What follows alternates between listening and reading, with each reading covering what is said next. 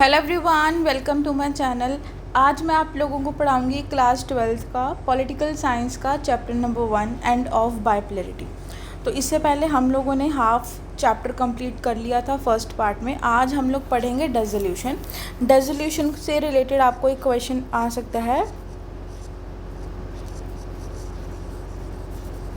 Disintegration का, वही कि जो हमारा यूएसएसआर है वो किस तरह से ख़त्म हुआ था, तो वो हम लोग पढ़ेंगे। हमने पढ़ा था कि गॉर्बाचेव ने बहुत ज़्यादा ट्राई किया सोवियत यूनियन में रिफॉर्म लाना, लेकिन वो नहीं ला पाया और वो अनसक्सेसफुल रहा। ठीक है, यहाँ पे जो भी रिफॉर्म लाना चाहता था यूएसएसआर के अंदर, मैंने आपको बताया था कि यहाँ पे क्या था, वन पार्टी सिस्टम था। ठीक है, तो ये बोलते हैं कि जो ये वन पार्टी के जो लोग थे, ये नहीं चाहते थे कि कोई भी रिफॉर्म लेके आए। Those who wanted this reform said that reforms are taking place very slowly. जो वहाँ की पब्लिक थी वो चाहती थी कि हाँ रिफॉर्म लाए जाएं, ठीक है, उनको फ्रीडम दी जाए। लेकिन कुछ लोग ऐसे भी थे जो उस चीज़ के क्या थे, अपोज में थे, जो नहीं चाहते थे कि रिफॉर्म लाया जाए यूएसएसआर के अंदर। क्लियर है इतनी चीज़? अभी हमने सिर्फ इतना ही पढ़ा कि गॉर्बाचेव अनसक्सेसफुल हो गया था और कुछ लोग चाहते थे कि रिफॉर्म लाया जाए यूएसएसआर के अंदर और कुछ लोग नहीं चाहते थे कि रिफॉर्म नहीं लाया जाए। Because of this Gorbachev did not get support from anywhere. Gorbachev इसलिए अनसक्सेसफुल हो गया क्योंकि उसको कहीं से भी सपोर्ट नहीं मिला। 1989 में ये जो बर्लिन वॉल है ये गिरा दी गई थी और यहाँ पे यूएसएसआर का फिर क्या हो गया, डिसइंटीग्रेशन हो गया। आपको डिसोल्यूशन, जैसे यहाँ पे लिखा है the dissolution of the Soviet union, dissolution and हो जाना किसी चीज़ का, तो वही ये बात कर रहा है कि यहाँ पे डिसोल्यूशन भी आ सकता है क्वेश्चन में और डिसइंटीग्रेशन भी आ सकता है। क्लियर है? 1991 में सोवियत यूनियन ने कम्प्लीटली डिसइंटीग्रेट कर लिया था, मतलब धीरे धीरे। मैंने आपको बताया था कि यहाँ पे 15 कंट्रीज़ थी, तो 15 कंट्रीज़ में से पहले 3 ने किया, 3 अलग हो गई, फिर 5 हो गई, फिर बाकी की जो रिमेनिंग थी वो हो गई। तो मतलब कि धीरे धीरे करके ये सारे क्या हो गए थे, अलग हो गए थे, सेपरेट हो गए थे। ठीक है, यहाँ पे नीचे लिखे हैं इन्होंने रीजंस। अब मैं आप लोगों को एक और चीज़ बता देती हूँ कि अगर आप लोगों के पास क्वेश्चन आता है डिसइंटीग्रेशन का, तो आप लोग किस तरह से अटेम्प्ट करोगे। ठीक है, वेट एक minute.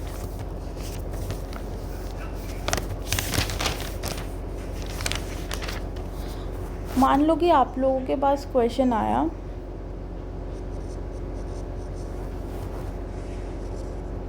Why did the USSR या फिर सोवियत यूनियन डिसइंटीग्रेटेड। क्लियर? अब आप लोगों को क्या लिखना है यहाँ पे, अब आप लोगों को देखो किस तरह से लिखना है।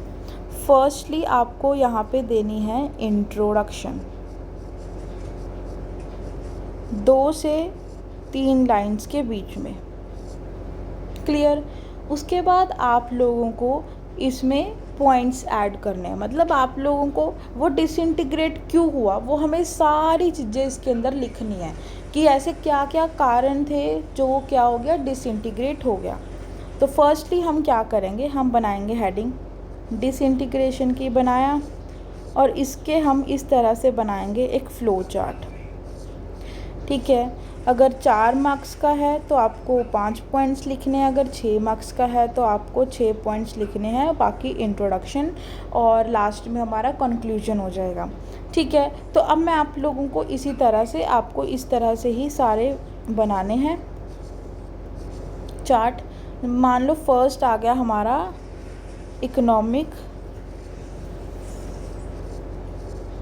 फेलुअर।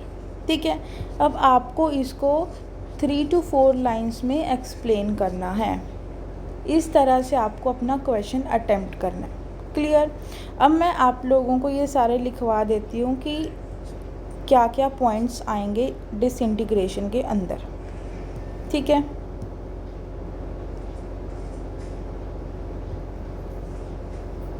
फर्स्ट है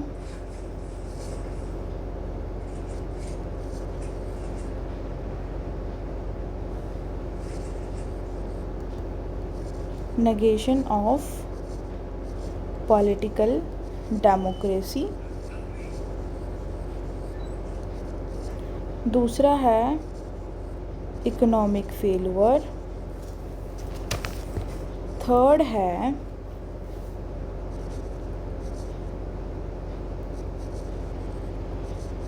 मिलिटेरिज्म। फोर्थ है disparity between Western nations and Soviet Union। उसके बाद है हमारा गोर्बाचेव की जो पॉलिसीज़ थी। सिक्स्थ है राइज ऑफ नेशनलिज्म। क्लियर? तो इस तरह से आपको क्वेश्चन लिखना है और 6 पॉइंट्स मैंने आपको बता दिए कि क्या 6 पॉइंट्स होंगे कि यूएसएसआर डिसइंटीग्रेट होने के क्या क्या पॉइंट्स हैं। अब वही सेम पॉइंट्स अब हम नीचे डिटेल में पढ़ेंगे। रीजंस क्या थे डिसोल्यूशन के या फिर डिसइंटीग्रेशन के? तो सबसे पहला था कि failure to fulfil the aspirations of the people. पहला कारण यही था कि जो जनता है, आप लोग जो उनकी डिमांड है आप उस चीज़ को फुलफ़िल नहीं कर रहे हो। वो क्या हो रहे थे, फेल हो रहे थे। जो लोगों के पीपल के जो भी एस्पिरेशंस थे, जो भी डिमांड थी उसको फुलफ़िल करने में ब्यूरोक्रेसी बहुत ज़्यादा डोमिनेंट हो गई थी। कम्युनिस्ट पार्टी डोमिनेंट हो गई थी। बहुत ज़्यादा वो खर्चा कर रहे थे अपने न्यूक्लियर वेपन्स के ऊपर, मैन्युफैक्चरिंग बहुत ज़्यादा कर रहे थे। ठीक है, लैग बिहाइंड वेस्टर्न कंट्रीज़, वो मतलब पीछे रह रहे थे। रशिया डोमिनेंट था। इकॉनमी उनकी फॉल कर गई, नीचे हो गई एंड फ्रीडम लोगों को नहीं दिया गया। ठीक है, एंड इमीडिएट क्या क्या इमीडिएट कॉज कौन से थे कि मतलब ये चीज़ें होने के बाद तो उसी टाइम क्या हो गया, डिसइंटीग्रेशन होने लगा जब गोर्बाचेव के रिफॉर्म्स आए। जब गोर्बाचेव आया और यहाँ पे लोगों के दिमाग में आया कि नहीं भाई हमें तो फ्रीडम चाहिए, जब एमरजेंस हो गया फ्रीडम का लोगों के दिमाग में, और गोर्बाचेव क्या लेके आया, रिफॉर्म्स लेके आया ओपननेस का और रिकन्स्ट्रक्टिंग का। तो ये सारे क्या हैं, रीजंस हैं। ठीक है, अब क्या कॉन्सिक्वेंसेस हैं? कॉन्सिक्वेंसेस, कोल्ड वॉर एंड हो गया। क्या बेसिकली रिज़ल्ट निकल के आया? ठीक है, क्या रिज़ल्ट निकल के आया? कोल्ड वॉर ख़त्म, अमेरिकन सुपरमेसी और भी ज़्यादा बढ़ गई, क्योंकि अमेरिका, यूएसए और यूएसएसआर क्या कर रहे थे, एक दूसरे को अपनी पावर दिखा रहे थे। अब यूएसएसआर ख़त्म तो यूएसए ज़्यादा पावर में आ गया। जो यहाँ पे लड़ाई वगैरह हो रही थी, फाइटिंग हो रही थी, वो आर्म्स रेसेस क्या हो गई, ख़त्म। सोवियत यूनियन ख़त्म, 15 नई कंट्रीज़ बन गई। अब जैसे कि ये 15 नई कंट्रीज़ यूएसएसआर में आ रही थी, तो यूएसएसआर ख़त्म तो ये 15 कंट्रीज़ नई बन गई। ठीक है, रशिया सोवियत यूनियन के ऊपर पहले भी डोमिनेंट था और अब भी वो डोमिनेंट ही है। उन्होंने क्या किया, सोशलिस्ट आइडियोलॉजी को ख़त्म किया कि हम लोग क्या अडॉप्ट करेंगे, पब्लिक सेक्टर अडॉप्ट करेंगे, हम लोग कैपिटलिज्म अडॉप्ट करेंगे। ठीक है, एमरजेंस उन्होंने कैपिटलिज्म का किया और उन्होंने बैन कर दिया कम्युनिस्ट पार्टी को यूएसएसआर के अंदर। तो ये रिज़ल्ट निकल के आए।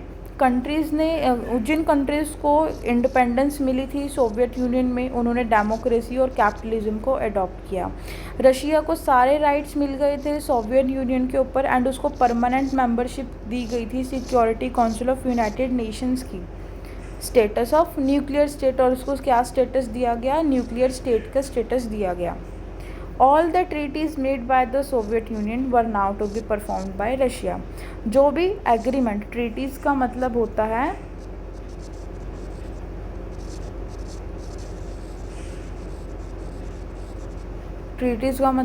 एग्रीमेंट।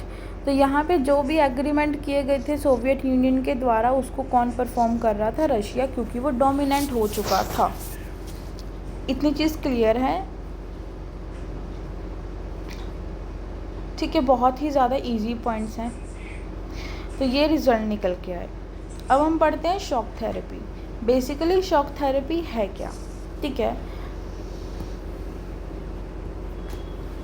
देखो When the Soviet Union disintegrated 1991, shock therapy was created by the World Bank and International Monetary Fund IMF. दूसरा है वर्ल्ड बैंक। तो ये जो शॉक थेरेपी थी ये किसने क्रिएट करी? एक वर्ल्ड बैंक ने और एक IMF ने। IMF मतलब इंटरनेशनल मॉनेटरी फंड। इन्होंने इस्टेब्लिश किया कैपिटलिज्म सिस्टम। जो भी नई कंट्रीज़ बनी थी उसके अंदर इन्होंने क्या इस्टेब्लिश किया? कैपिटलिस्ट सिस्टम को इंट्रोड्यूस किया या फिर फॉर्म किया, इस्टेब्लिश किया। Soviet union was built on the socialist ideology.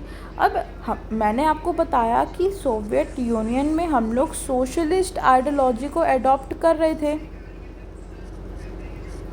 Clear है? तो सोशलिस्ट आइडियोलॉजी यहाँ पे अडॉप्ट कर रहे थे और सारी ही कंट्रीज़ क्या करती थी? गवर्नमेंट के अंदर काम करती थी। अब जब वहाँ पे गवर्नमेंट ही नहीं रही, वहाँ पे कैपिटलिज्म आने लगा, तो वहाँ पे उन लोगों को बहुत सारी डिफ़िकल्टीज़ उनको बहुत ज़्यादा प्रॉब्लम्स आने लगी जो उन्होंने फेस की।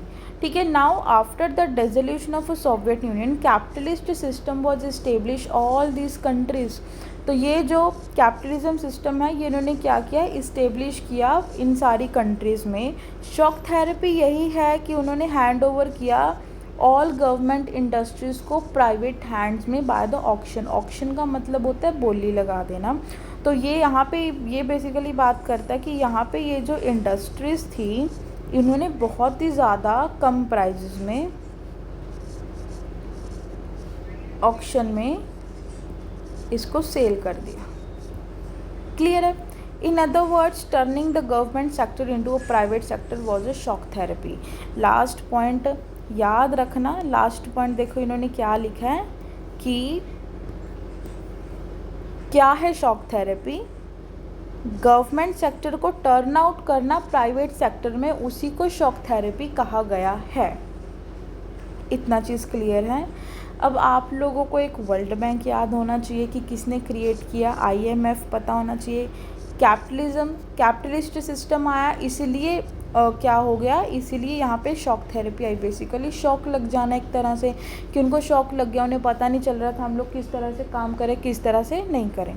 अब क्या पर्पस थे? प्राइवेटाइज करना हर एक चीज़ को, फ्री ट्रेड करना, सोवियत कंट्रीज़ को वेस्टर्न इकोनॉमिक्स के साथ कनेक्ट करना। बेसिकली इम्पोर्ट और एक्सपोर्ट की बात कर रहा है ये, ठीक है। उसके बाद क्या रिज़ल्ट निकल के आए? ये अनसक्सेसफुल रहा। रशिया इंडस्ट्रियल कोलैप्स कर गया था। यहाँ पे बेसिकली रशिया डोमिनेंट था और रशिया की मर्जी के बिना यहाँ पे कोई भी चीज़ नहीं हो पा रही थी। रशिया की करेंसी फॉल कर गई थी, रूबल उनकी करेंसी है।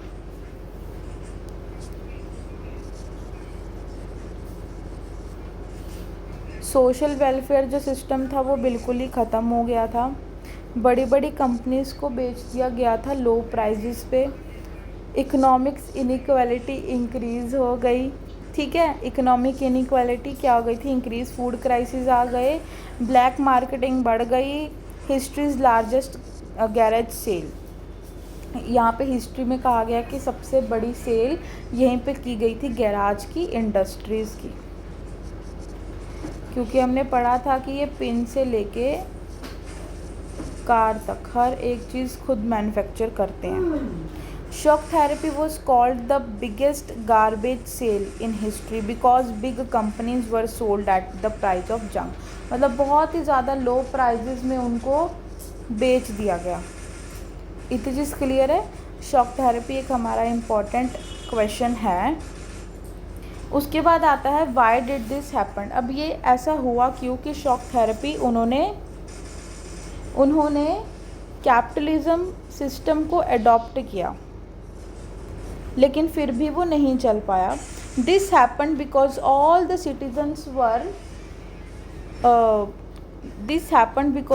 Citizens were given vouchers to participate in the auctions were sold by the citizens to black marketers because they needed money and at the same point। यहाँ पे क्या होता है? बेसिकली लोगों को क्या चाहिए होता है? पैसा चाहिए होता है। तो वो पैसे के लिए वो बहुत ही ज़्यादा कम प्राइजेस में बेच देते हैं अपनी इंडस्ट्रीज़ को जो ब्लैक मार्केटर्स होते हैं, बाय द ऑक्शन, हमेशा याद रखना है ये जो इंडस्ट्रीज़ को बेचते हैं ये ऑक्शन की थ्रू बेचते हैं, सेल नहीं करते हैं। सेल और ऑक्शन में फ़र्क है। सेल का मतलब क्या होता है, जहाँ पे एक बायर है और एक सेलर है, हमें पता है कि कौन बायर है कौन सेलर है। ऑक्शन में क्या होता है, बेसिकली बायर बहुत सारे होते हैं, सेलर एक होता है। तो सेलर जो भी चीज़ पे बोली लगाएगा और जिस चीज़ को जो बायर उसको लेना चाहेगा वो अपना हैंड रेस कर देगा एंड 3 टाइम्स के बाद वो हैमर कर देगा, टेबल पे बजा देगा एंड उसके बाद अब कोई भी फिर उस इंडस्ट्री को या उस सामान को नहीं खरीद सकता। तो इस तरह से होता है। तो सेल और ऑक्शन में डिफरेंस होता है, ठीक है, हमेशा से याद रखना। Communist countries and India. अब हम बात करते हैं इंडिया और कम्युनिस्ट कंट्रीज़ की।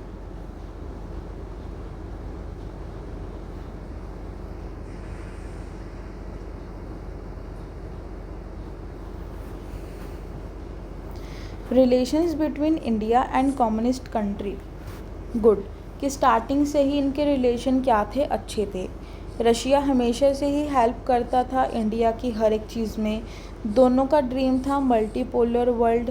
मल्टीपोलर वर्ल्ड की मतलब कि सिर्फ एक या दो पावर्स ना रहें, बहुत सारी पावर्स रहें वर्ल्ड के अंदर।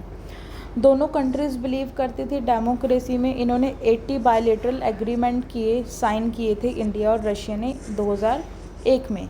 India is one of the largest Russian arms buyer. India import करता है बहुत सारा ऑयल फ्रॉम रशिया से। रशिया हेल्प करता है इंडिया की साइंटिफिक प्रोजेक्ट में और रशिया ने सपोर्ट किया था इंडिया को कश्मीर डिस्प्यूट्स में या फिर इश्यूज़ में। अब हम ये हमारा है edit topic, Arab revolution, Arab spring, ठीक है। Tunisia is a country in North Africa. North Africa में एक ये कंट्री है। Zine El Abidine Ben Ali was a president here since 1987। 1987 में ये प्रेजिडेंट था। ये यहाँ पे बेसिकली कौन सी गवर्नमेंट चल रही थी, डिक्टेरियर। बेसिकली यहाँ पे ये हर एक चीज़ को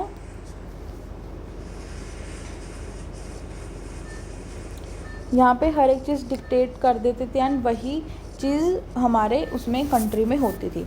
बेसिकली यहाँ पे कितनी तरह की गवर्नमेंट होती है, देखो, एक तो होता है हमारा कॉन्स्टिट्यूशन, एक होती है मोनार्की, थर्ड होती है डिक्टेटरशिप। कॉन्स्टिट्यूशन में कॉन्स्टिट्यूशन सुप्रीम, मोनार्की में किंग और क्वीन आ जाएगा। डिक्टेटरशिप गवर्नमेंट में क्या आ जाएगा कि यहाँ पे गवर्नमेंट जो बोल रही है वही चीज़ हो रही है, कोई लॉ नहीं है, कुछ नहीं है, कोई रूल्स रेगुलेशंस नहीं है। जो यहाँ पे गवर्नमेंट बोल रही है, जो भी यहाँ पे लीडरशिप में है, जो वो बोल रहा है वही किया जाएगा और लोगों को वो चीज़ माननी पड़ेगी। जो यहाँ पे मीडिया है ये खुद कंट्रोल कर रहा था, ठीक है, और कोई भी गवर्नमेंट के अगेंस्ट में कुछ भी शो नहीं कर सकता था। बेसिकली इसे कहा जाता है सेंसरशिप। सेंसरशिप वही है कि आप गवर्नमेंट के खिलाफ कुछ भी गलत नहीं बोल सकते हो। अब ये अरब रेवोल्यूशन का स्टार्टिंग कहाँ से हुआ? Arab revolution started because self immolations of a poor man named Mohammed. एक गरीब इंसान था जिसका नाम था मोहम्मद। अभी मोहम्मद कौन था उसके बारे में पढ़ते हैं। गरीब इंसान, इसका जन्म हुआ 29 मार्च 1984 में तुनीशिया में। इसके फादर की डेथ हो गई थी, 3 साल का था जब ये, एंड इसकी जो he started working from age of 10, 10 साल से ही ये क्या करने लगा, फ्रूट्स बेचने लगा। अब मेन प्रॉब्लम इसके बाद क्या आई, ये था मोहम्मद के बारे में कि मोहम्मद कौन था। मोहम्मद ने अप्लाई किया था लाइसेंस ऑफ अ शॉप। जैसा कि मैंने बताया कि फ्रूट्स बेचता था तो उसके लिए इसको एक शॉप की ज़रूरत थी, तो उसने ये लाइसेंस अप्लाई किया था साथ ही में टाउन हॉल में, but he was not able to get it, लेकिन उसको वो नहीं मिला licence. On December 17 when he reached the same place where he used to sell fruits every day, he saw that someone else was selling his goods there।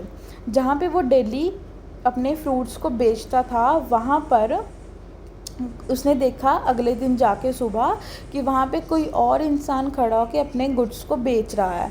And उसने उस इंसान से बात की, ट्राई किया कि वो वहाँ से चला जाए, लेकिन वो एग्री नहीं होता है। एंड उसके बाद वो पुलिस से बात करता है, but the police took away his fruits and get his belongs and insulted him.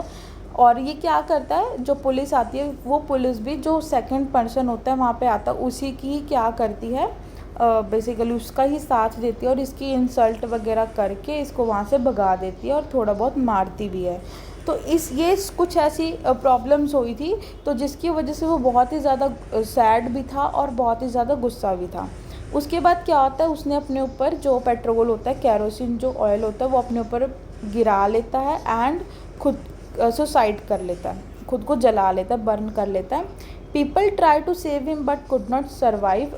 लोग उसको बचाने की कोशिश करते हैं लेकिन वो नहीं बच पाता। While committing of A self immolation his cousin Ali made a video. वो खुद को मार रहा था जिस टाइम, तो उस टाइम उसका एक कज़न था अली, उसने क्या किया, वीडियो बनाया इस इंसिडेंट का एंड वो वायरल हो गया था सोशल मीडिया पे because of Facebook. He died on 4 January 2011 and बहुत सारे लोगों ने इस चीज़ पे, ये जो प्रॉब्लम थी इसको ध्यान दिया, इस पे ध्यान दिया। अब इसकी डेथ के बाद क्या हुआ, after the death of Mohamed no strong steps were taken, कोई भी स्ट्रॉन्ग स्टेप्स नहीं लिए गए and due to which the anger of people increase, लोगों का जो गुस्सा था वो बढ़ता ही गया। एंड यहाँ पे बहुत सारे लोग क्या करने लगे, प्रोटेस्ट करने लगे। The suppress of protest bullets fire, जो वो प्रोटेस्ट हो रहा था उसको इन्होंने क्या किया, रोकने की कोशिश की, फायरिंग की गवर्नमेंट के द्वारा and that people could seat peacefully in fear but this is do not happen. लेकिन यहाँ पे क्या होता है, मतलब कि that people could seat peacefully, लोग आराम से तो बैठ गए थे लेकिन उनका गुस्सा अभी भी शांत नहीं हुआ था। तो ये जो प्रोटेस्ट वगैरह किया इन्होंने, कर्फ्यू लगाया, इसकी वजह से एमरजेंसी लगाई गई। एमरजेंसी बाद में लगाई, पहले इन्होंने प्रोटेस्ट किया एंड एमरजेंसी इन्होंने बाद में लगाई, इम्पोज कर दी गई। एंड इसमें एंड में क्या होता है, but in the end Ben Ali resigned from his post. जो बेन अली होता है वो रिज़ाइन कर देता है अपनी पोस्ट से and Ben Ali's rule come to an end, और उसका जो रूल होता है डिक्टेटरशिप का वो आ जाता है, वो हो जाता है ख़त्म। ठीक है, वाई डिड, ऐसा क्यों था कि वहाँ के लोगों ने रिवॉल्ट किया। बेसिकली सिर्फ ऐसी बहुत सारी हम लोग न्यूज़ डेली सुनते हैं, लेकिन ऐसा तो नहीं होता कि एक इंसान ने सुसाइड किया और उसको देखकर, उसको मतलब उसकी हालत देखकर तो सारे लोग प्रोटेस्ट करने लग जाते हैं, बट नहीं, ऐसे बहुत सारे कारण थे कि वहाँ के लोगों को प्रोटेस्ट करना सही लगा। एक था एंगर, उनको पहले से ही गुस्सा था बहुत ज़्यादा, डिक्टेटरशिप बहुत सालों से चली आ रही थी तो वो बहुत ज़्यादा तंग हो गए थे, करप्शन थी, पॉवर्टी, अनएम्प्लॉयमेंट, और एक लास्ट में आता है कि जो मोहम्मद ने सुसाइड किया था। तो मतलब कि ये जो पॉइंट है लास्ट में आता है, लेकिन ऐसा नहीं है कि सिर्फ इस मोहम्मद ने सुसाइड किया इसी वजह से लोगों में जागरूकता आई कि लोग उठे और चलो प्रोटेस्ट करते हैं, नहीं, लेकिन पहले से ही बहुत ही ज़्यादा गुस्से में थे क्योंकि अनएम्प्लॉयमेंट था। After the success of the movement in Tunisia, the movement gradually spread throughout North Africa and Arab countries। तो यहाँ पे क्या हुआ, ये जो मूवमेंट था ये कहाँ तक, नॉर्थ साइड तक एंड अरब कंट्रीज़ में फैल गया। क्या कॉन्सिक्वेंसेस, क्या रिज़ल्ट निकल के आए, वही सेम बात, ठीक है, समझ लिया करो। अरब रेवोल्यूशन ने सक्सीड नहीं किया, ठीक है, इट बेनिफिटेड ओनली इन तुनिशिया, ये सिर्फ इसी स्टेट में या इसी कंट्री में हुआ, बाकी जगह नहीं हुआ। Libya and Syria were completely destroyed by Arab revolution, ये जो दो जगह या दो शहर थे ये कम्प्लीटली डिस्ट्रॉय कर दी गए। मिलिट्री रूल और भी ज़्यादा स्ट्रॉन्ग हो गया, कुछ कंट्रीज़ में Saudi Arabia and other countries handle की जा रही थी, और ये जो कंट्रीज़ थी ये भी हैंडल की जा रही थी इन्हीं के द्वारा। Middle east crisis, Afghanistan crisis हुए, एक फ़र्स्ट गल्फ़ वॉर हुई। Afghanistan crisis 79 to 89, first gulf war कब हुई ये हम नीचे पढ़ते हैं गल्फ़ वॉर के बारे में, ठीक है। तो आज हम लोग इतना ही पढ़ेंगे, लास्ट में बस हमारा थोड़ा सा रह गया है वो हम पढ़ेंगे नेक्स्ट पार्ट में, बिकॉज़ ये चैप्टर बहुत ही ज़्यादा बड़ा है अब हम लोग अफ़गानिस्तान क्राइसिस और गल्फ़ वॉर के बारे में पढ़ेंगे, एंड जो भी हमारे बाकी टॉपिक रह गए साथ में वो भी हम नेक्स्ट वीडियो में पढ़ेंगे। And thank you so much. आप लोगों के इसके नोट्स मेरे इंस्टाग्राम की आईडी पे मिल जाएंगे, मैं आप लोगों को बता देती हूँ।